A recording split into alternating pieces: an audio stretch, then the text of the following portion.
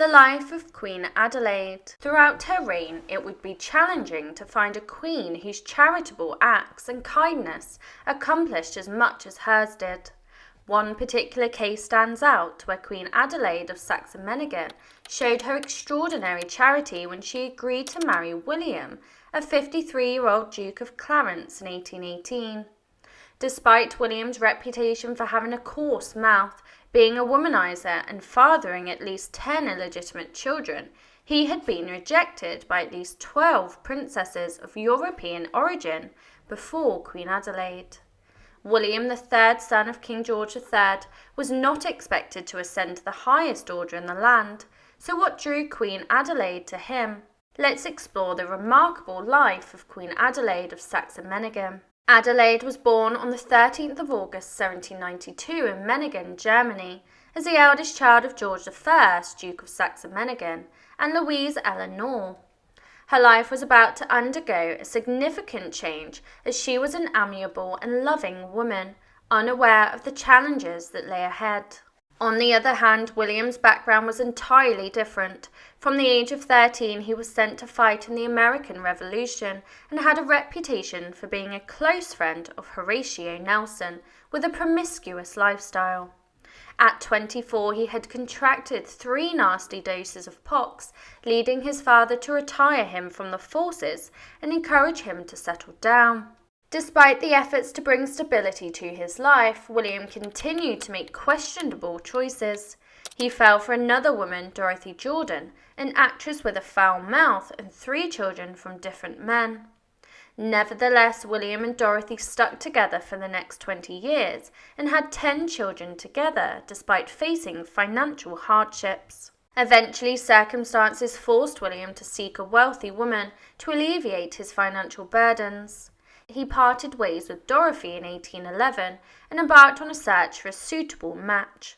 However, his controversial past made it challenging to entice any respectable young lady to accept his proposal.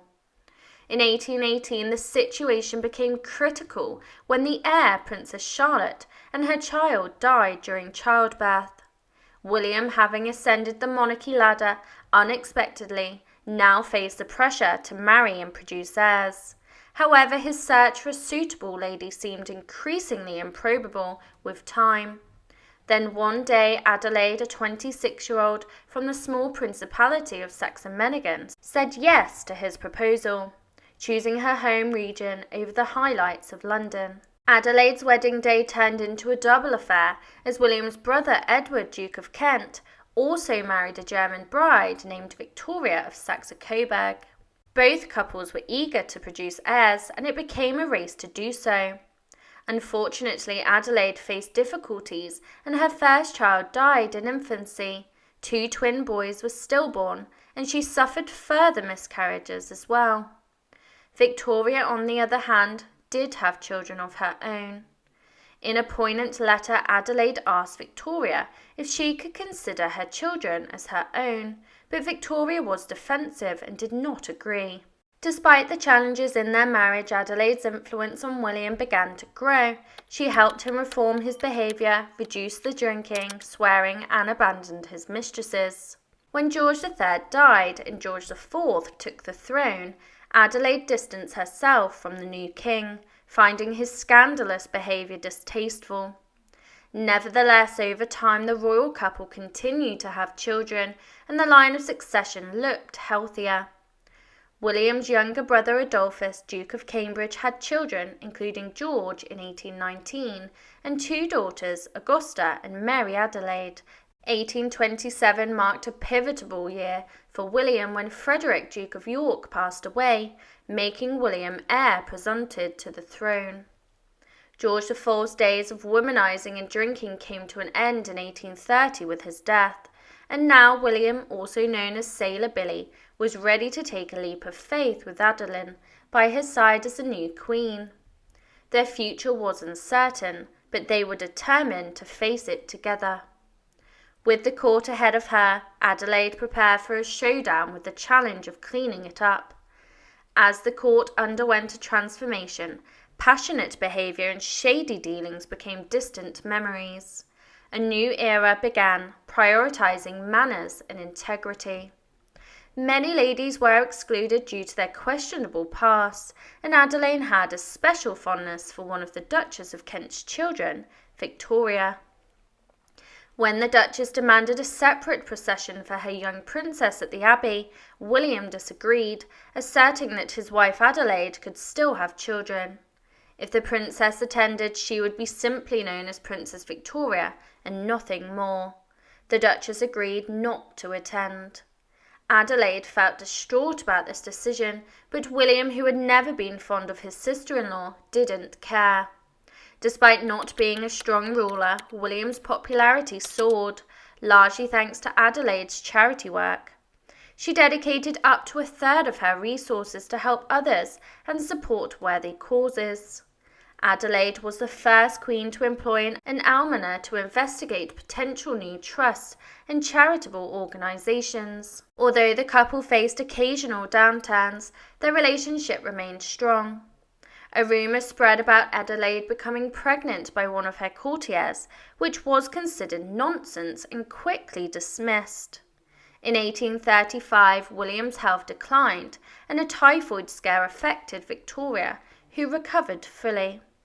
During her recovery, Victoria distanced herself from her mother and Sir John Conroy, who had attempted to pressurise her into signing a paper nominating him as her advisor when she became queen. Victoria refused and began asserting her independence. When William passed away on the 20th of June 1837, Adelaide was by his side, and on the 28th of June 1838, Victoria was crowned queen. Despite Adelaide returning to a quieter lifestyle, her friendship with Victoria, whom she affectionately called Vicky, continued to grow.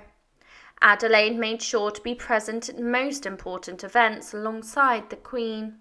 Adelaide was undoubtedly a genuine lady, known for her charity and forgiveness, but there was a lesser-known detail about her that might surprise many. She had a peculiar fondness for pins and kept them meticulously organised in rows on pincushions. If somebody borrowed a pin and failed to return it, Adelaide would go to great lengths to hunt it down, ensure it was back in the rightful place. The reason for this fascination remains unknown, but it provides an interesting glimpse into the Dowager Queen's life. As the years passed, Adelaide's health became a cause for concern, and sadly she would not live to see Victoria's 7th child. She passed away peacefully at the age of 67 and was laid to rest beside her husband at Windsor. William and Adelaide served the royal family admirably, though they lacked a certain dynamic. Nevertheless, they played a crucial role in stabilising the chronically sick monarchy in Britain, while other monarchies across Europe were facing instability. George IV had left the kingdom in a precarious state, but the couple's effort helped to revitalise the British monarchy, and the people took great pride in it once again. Their accomplishments stand as a fitting memorial to both William and Adelaide.